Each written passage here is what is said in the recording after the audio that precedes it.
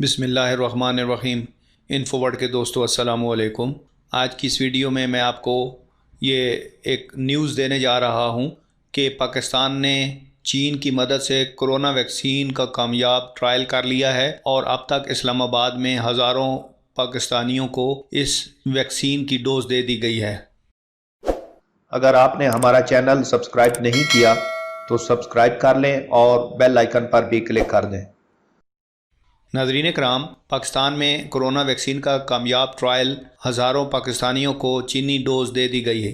پاکستان میں چین کے اشتراک سے تیار کی گئی کرونا ویکسین کا پہلا ٹرائل کامیاب ہو چکا ہے۔ چین کے اشتراک سے تیار کی گئی یہ ویکسین اسلام آباد میں 2500 افراد کو لگا دی گئی ہے۔ ٹرائل کا پہلا مرحلہ کامیاب رہا اور کسی مریض کی حالت خراب نہیں ہوئی۔ جن مریضوں کو ویکسین دی گئی ہے انہیں مسلسل مانیٹر کیا جائے گا۔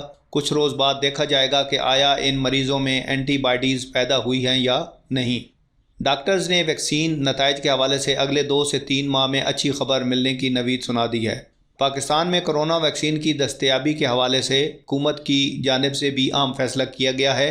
کابینہ کی اقتصادی رابطہ کمیٹی ECC نے کرونا ویکسین کی خریداری کے لیے $15 کروڑ کی گرانٹ بھی منظور کر لی ہے۔ جمعہ کے روز کابینہ کی اقتصادی رابطہ کمیٹی کا اجلاس وزیر اعظم کے مشیر برائے خزانہ حفیظ شیخ کی صدارت میں منعقد ہوا، جس میں 6 نکاتی ایجنڈے پر غور کیا گیا۔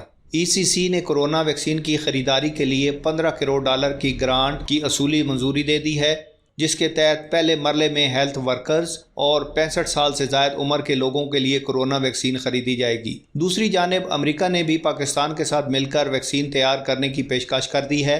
امریکی حکام کا کہنا ہے کہ پاکستان کی کرونا ویکسین سازی کے عمل میں خوش آمدید کہتے ہیں۔